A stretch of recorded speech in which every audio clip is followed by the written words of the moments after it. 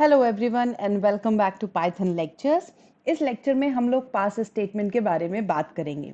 इससे previous 2 videos में हम लोगों ने ब्रेक स्टेटमेंट और कंटिन्यू स्टेटमेंट के बारे में पढ़ा था। आइए देखते हैं कि पास स्टेटमेंट क्या है और कैसे काम करता है। The pass statement does nothing. Yes, जो एक्चुअली वर्किंग है पास की, वो कोई भी एग्जीक्यूशन या फिर कोई भी टास्क परफॉर्म नहीं करता है। Yes, exactly. जिस तरीके से हम कभी किसी से कोई क्वेश्चन पूछते हैं और उसका आंसर हमें नहीं पता होता तो वो पास बोल देता है, तो that is something exactly like that. तो यहाँ पे हम लोग पास कीवर्ड को यूज करते हैं जब भी कभी हम लोग इफ स्टेटमेंट यूज कर रहे होते हैं या लूप्स पे काम कर रहे होते हैं। और कभी कभी हम फंक्शंस के साथ भी पास कीवर्ड का या पास स्टेटमेंट का यूज कर लेते हैं। We use pass statement when we need a statement syntactically, but we do not want it to do any operation. For example, if and else, right? So if condition is true, I want to do nothing, but if the condition is false, I want to do something, right? तो अगर मेरे को if में कुछ नहीं लिखना है और मेरे को एल्स से काम करवाना है, या फिर इन दोनों में से किसी एक के साथ ही मेरे को कोई टास्क कराना है, तो उस पर्टिकुलर कंडीशन के अंदर हम लोग पास स्टेटमेंट का यूज करते हैं, राइट? सो एक लूप्स, बिकॉज हम लोग पढ़ रहे हैं तो एक एग्जाम्पल देखते हैं लूप्स के साथ कि किस तरीके से हम लोग पास स्टेटमेंट के साथ काम कर सकते हैं।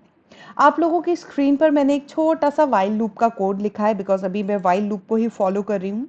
तो अगर हम यहाँ पर देखें तो I have initialise the value of a variable to 0, तो 0 से इनिशियलाइज किया है।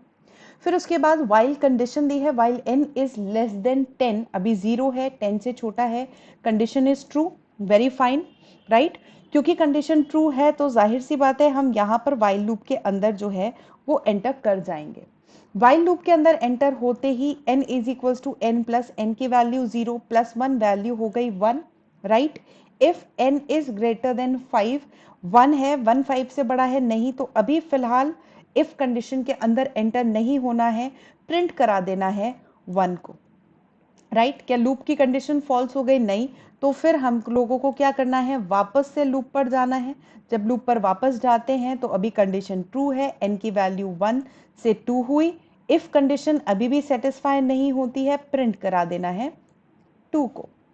आगे चलते हैं, लूप की कंडीशन फॉल्स नहीं हुई, 2 प्लस 1 इज 3, 3 ने अभी भी इफ कंडीशन को ट्रू नहीं किया, 3 को यहाँ पर हम लोग प्रिंट करा देते हैं। अभी हम लूप के अंदर ही हैं, वापस जाते हैं, still the condition is true, 3 plus 1 is 4, और 4 ने भी अभी इफ स्टेटमेंट को ट्रू नहीं किया तो पास किया। अंदर नहीं गए हम, एक्चुअली अभी इफ स्टेटमेंट के पास एग्जीक्यूट नहीं हुआ और हम लोगों ने यहाँ पर 4 को प्रिंट करा दिया। इसी तरीके से 4 को इंक्रीमेंट किया हम लोगों ने 5, 5 इज ग्रेटर देन 5, नो, तो यहाँ पे चुपचाप हम लोगों ने 5 को भी प्रिंट करा दिया। बट जैसे ही 5 से आगे हम लोग चलते हैं तो we get the value as 6, और 6 के आते ही this particular condition 6 is greater than 5, this condition becomes true and we get into this particular segment. हम इस ब्लॉक में आ जाते हैं। अब यहाँ पे ये पास स्टेटमेंट है, वो कहता है it's okay, I will not do anything, आप एक काम कीजिए, लूप से बाहर आके, मतलब इस इफ स्टेटमेंट से बाहर आके लूप के अंदर 6 को प्रिंट करा दीजिए। दैट मीन्स इसने हमारे सिंटेक्स पे या हमारे लॉजिक पे कहीं पर भी कोई भी असर नहीं डाला। बस इसने क्या करा, क्योंकि इफ स्टेटमेंट लिखना था तो मुझे उसके अंदर कुछ स्टेटमेंट्स लिखने थे, तो बस इसने उसके सिंटेक्स को यहाँ पे मेरे लिए करेक्ट कर दिया। अब इसी तरीके से हम आगे चलेंगे, 7 आएगा, बिकॉज अभी लूप की कंडीशन जो है वो फुलफिल हो रही है। यहाँ पर भी आएंगे, पास फिर कुछ नहीं करेगा और 7 प्रिंट हो जाएगा। इसी तरीके से 8 भी प्रिंट हो जाएगा, 9 भी प्रिंट हो जाएगा, and then we will also be getting 10 exactly, and this pass will not be doing any fruitful task for us. बस वो हमारे इफ के सिंटेक्स को बनाए रखने में हमारी मदद कर रहा है, हमारा प्रोग्राम एरर जनरेट नहीं करेगा। आइए प्रोग्रामेटिकली देखते हैं क्या ये इसी तरीके से वर्क करता है। चलिए, हमारा कोड कहता था n is equals to 10 while n is less than 10. I think n was equal to 0, and here I should be writing colon, right? इसके बाद हमें यहाँ पे करना था n is equals to n plus 1, and here I will be writing the if statement. If n is greater than 5, and here I will be writing the pass keyword, and then after that I will be writing print, और यहाँ पर मैं आपसे n जो है वो print करा लेती हूँ। सिमिलरली बाहर जाने के बाद यहाँ पे लिखते हैं out of the loop, right. तो ये था हमारा वो स्टेटमेंट इंस्ट्रक्शंस का जहाँ पर हम लोगों ने लिखा है अबाउट पास स्टेटमेंट, राइट। अब देखते हैं कि ये किस तरीके से वर्क करता है, क्या मुझे वही आंसर मिलता है जो अभी हम लोगों ने देखा था। तो यस, हम लोगों को 1 से लेकर 10 तक की वैल्यूज मिल गई हैं।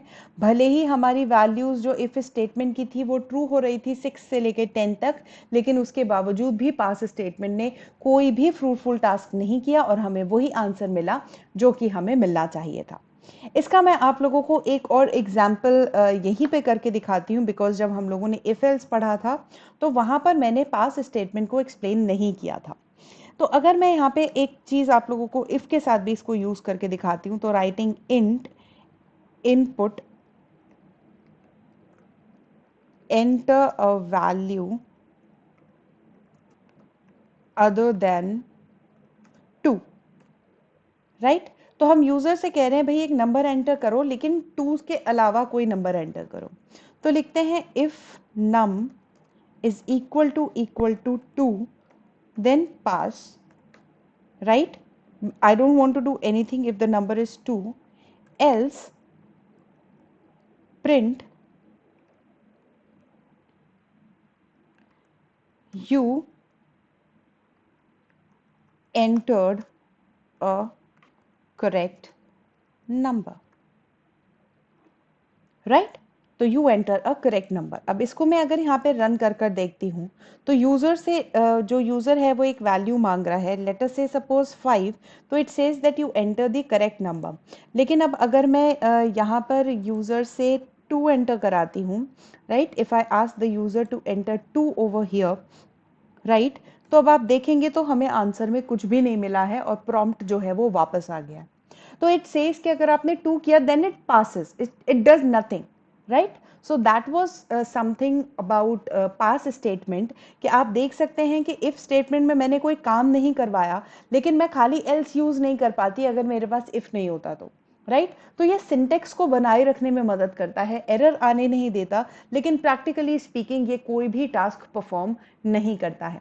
आई होप पास स्टेटमेंट किस तरीके से वर्क कर रहा है और ये आप लोगों को क्लियर हुआ होगा। Thank you for watching Python lectures and take care.